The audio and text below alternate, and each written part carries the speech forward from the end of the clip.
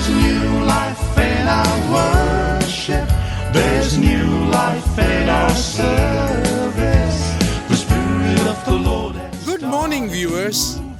Welcome to my brief devotion titled Fresh Bread. And I do hope that it makes an impact in your life as you begin a new day in Christ. The best illustration that can be given to bring out the difference between manna and hidden manna to Bible reading Christians is the story of Cain and Abel. Cain was the eldest son of Eve, and Abel was the second son. Read Genesis chapter 4, verses 1 and 2. The boys would have heard from their parents how to offer a sacrifice as a burnt offering. Even in the life of Adam and Eve, when they clothed themselves with fig leaves, God cut a goat and made a dress out of it. In Genesis 4 verse 3, the Bible records that in the course of time, Cain brought to the Lord an offering of the fruit of the ground, and verse 4 records that Abel brought of the firstlings of his flock and of their fat portions. As a young boy, I remember learning in Sunday school that these offerings were vegetarian and non-vegetarian. Now, why did God accept Abel's offering and reject Cain's?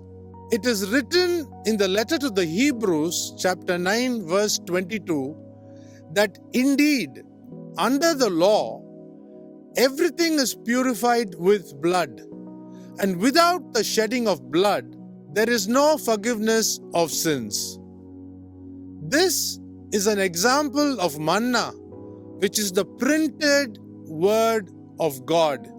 God could not accept Cain's offering because in it there was no shedding of blood when vegetables were offered. Now let me explain hidden manna using the same instance. Cain offered after working hard to till the ground, plant the seeds, and reap a harvest from the ground. God looked at Cain's hard work as works, that is, Cain's efforts.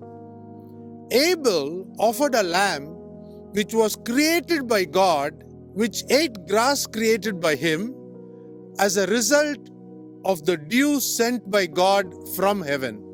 This was an act of faith as mentioned in Hebrews 11 verse 4. What Cain offered was equivalent to our good works, and Abel's offering related to the grace of God. Now, this way of understanding the Bible is hidden manna, which is Holy Spirit revelation. Apostle Paul writes that we are not saved by our works, but by God's grace. Read the letter written to the Ephesians chapter 2, verses 8 and 9. To sum up, manna is the printed word of God which we have in our hands. But hidden manna is the Holy Spirit revelation that surfaces by understanding the Word of God. See you tomorrow, God willing.